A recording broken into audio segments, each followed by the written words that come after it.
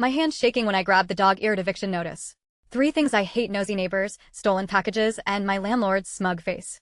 Last Tuesday, all 3 showed up at once, a perfect storm of pure garbage. Mrs. Henderson from B, a woman who'd win gold in Olympic eavesdropping, pipes up while I'm wrestling my overflowing trash bins.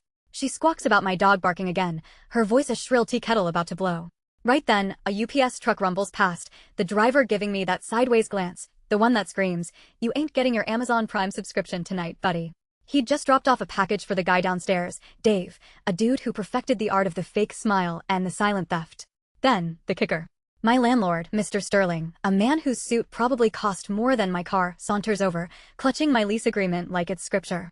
He's heard complaints, Mrs. Henderson's little fairy tale, probably embellished with fairy dust and dragon scales about my disruptive lifestyle. He's talking about eviction, waving the paper like a magic wand, ready to banish me from my tiny, overpriced slice of heaven. My blood boils, a pressure cooker about to rupture. I see Dave downstairs, casually unpacking a box that looks suspiciously like the one that vanished from my porch yesterday. My mind races, a hamster on a caffeine binge.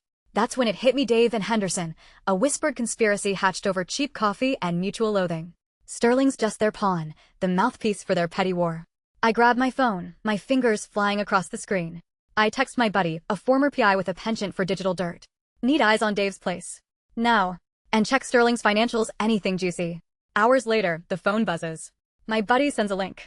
A private security camera feed from across the street, angled perfectly at Dave's front door, caught him swiping my package 3 days ago. Then, Sterling's offshore account, a neat little nest egg funded by under-the-table deals for apartment upgrades he never performed. I hit forward on the damning evidence, directed straight to the housing authority and the local news. The next morning, sirens wail. Sterling's office is swarming. Henderson's jaw hits the pavement as Dave, cuffed, stares at the news crew broadcasting his porch piracy live. Sterling's face is a roadmap of pure, unadulterated panic. He stammers about misunderstandings, about fabricated evidence.